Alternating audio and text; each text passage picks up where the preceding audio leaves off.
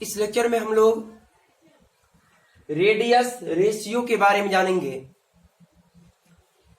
Radius ratio actual में किसी भी आयनिक कंपाउंड में, आयनिक कंपाउंड हम उसको बोलते हैं जो कंपाउंड दो आयन से बना होता है, जिसमें एक केटायन कहलाता है और एक एनायन। दो आयन से बना होता है, उसी कंपाउंड को हम लोग आयनिक कंपाउंड बोलते हैं। तो ये रेडियस रेशियो जो है वो केटायन और एनायन के रेडियस का रेशियो है, जिसको केटायन का रेडियस केटायनिक रेडियस कहलाएगा और एनायन का रेडियस एनायनिक रेडियस कहलाएगा। किसी भी एटम हो या फिर कोई भी आयन हो, आयन में केटायन या फिर एनायन, जिसपे प्लस चार्ज है उसको केटायन बोलते हैं और निगेटिव चार्ज माइनस चार्ज वाले को हम लोग एनायन बोलते हैं। उसके न्यूक्लियस से लेकर के और आउटर मोस्ट या लास्ट बोलिए, लास्ट ऑर्बिट तक का जो दूरी होगा उसी को हम लोग रेडियस बोलेंगे। एटम में एटॉमिक रेडियस कहलाएगा, आयन के केस में आयनिक रेडियस। जब प्लस चार्ज रहे तो बोलेंगे केटायनिक रेडियस और माइनस चार्ज रहे तो इसी को बोलेंगे एनायनिक रेडियस। तो केटायन का रेडियस और एनायन का रेडियस जो होगा आयनिक कंपाउंड में, उसका जो रेशियो होगा उसी को हम लोग रेडियस रेशियो बोलते हैं।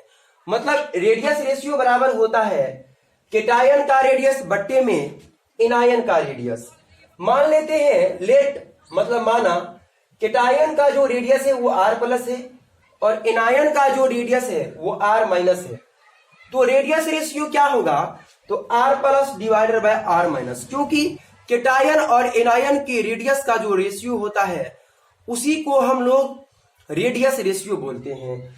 तो ये जो रेडियस रेशियो है वो एक्चुअल में रेशियो है किसका? तो रेडियस का। तो किसकी रेडियस का?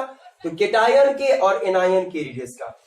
Radius ratio, the ratio of radius of cation and radius of anion. Cation और एनायन के रेडियस का जो रेशियो होगा उसी को हम लोग रेडियस रेशियो बोलेंगे। तो हमें याद रखना रेडियस रेशियो बराबर होता है केटायन का रेडियस बटे में एनायन का रेडियस। न्यूमेरिकल पूछता है कंपटीशन में, मेडिकल आईटी के एग्जाम में पूछा था यहाँ से क्वेश्चन। अब यहाँ पे इस टॉपिक से क्वेश्चन कैसे बनेगा? तो क्वेश्चन लिमिटिंग रेडियस रेशियो आता है। एक्चुअल में हमें कोऑर्डिनेशन नंबर निकालना हो। यहाँ पे Cn है, Cn को हम लोग कोऑर्डिनेशन नंबर पढ़ेंगे।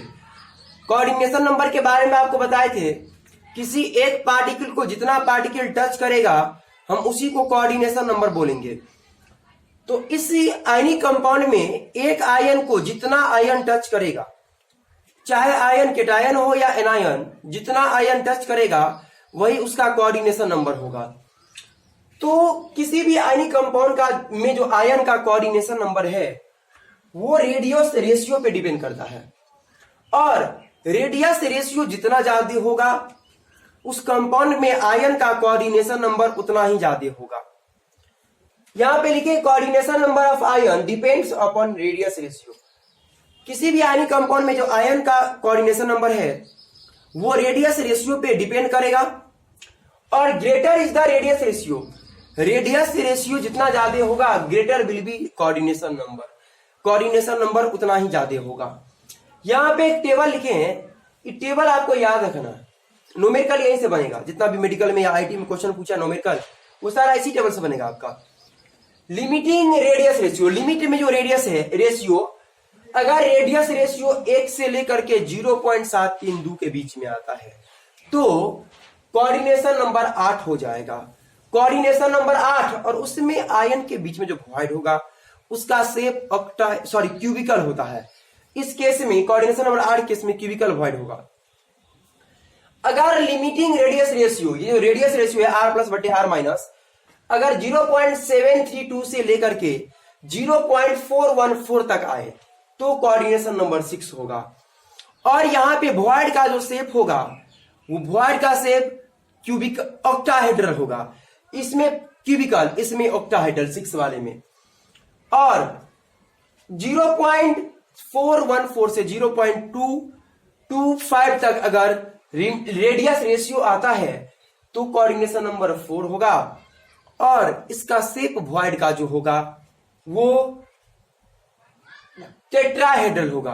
और अगर लिमिटिंग रेडियस रेशियो 0.225 से 0.155 आएगा, कोऑर्डिनेशन नंबर 3 होगा और इसका शेप जो होगा वो लीनियर होगा।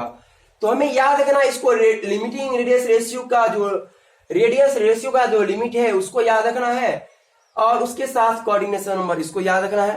न्यूमेरिकल जब आपके सामने आएगा तो आप आसानी से बना पाएंगे, क्योंकि ये जो रेडियस रेशियो है वो दे करके कोऑर्डिनेशन नंबर पूछता है या coordination number limiting radius ratio पूछेगा तो हम बता सकते हैं वहां से ये टेबल को याद रख करके। और लिमिटिंग रेडियस रेशियो होता क्या है तो इसका डिफिनेशन याद रखना। रेडियस रेशियो एक्चुअल में रेडियस का रेशियो होता है केटायन और एनायन के रेडियस का रेशियो। इस लेक्चर में इतना जानेंगे। आगे हम कंपाउंड जो जानेंगे, कुछ कंपाउंड का स्ट्रक्चर, वो आयनिक कंपाउंड का स्ट्रक्चर ही जानेंगे। अभी हम लोग आयन के बारे में डिस्कस किए तो आयन जो है बताया आपको केटायन होता है, एक आयन प्लस चार्ज वाले को केटायन बोलते हैं और माइनस चार्ज वाले को एनायन। जैसे कि सॉल्ट, तो सॉल्ट जो है NaCl का फॉर्मेशन होता है, कॉमन सॉल्ट, इसी को रॉक सॉल्ट भी बोलते हैं। तो इसका फॉर्मेशन होता है सोडियम आयन से, ये केटायन और क्लोरीन आयन से। ये बहुत डिस्कस किए केमिकल बॉन्डिंग में। तो ये कंपाउंड जो है कुछ आयनिक कंपाउंड, उसका हम लोग स्ट्रक्चर जानेंगे, उसका स्ट्रक्चर किस टाइप का होता है और भी बातें हैं इसके अंदर जानेंगे। सब इसके आगे जो भी जानेंगे सब आयनिक कंपाउंड के बारे में जानेंगे। स्ट्रक्चर अब जो भी जानने वाले हैं आयनिक कंपाउंड के बारे में। इस लेक्चर में इतना ही काफी है।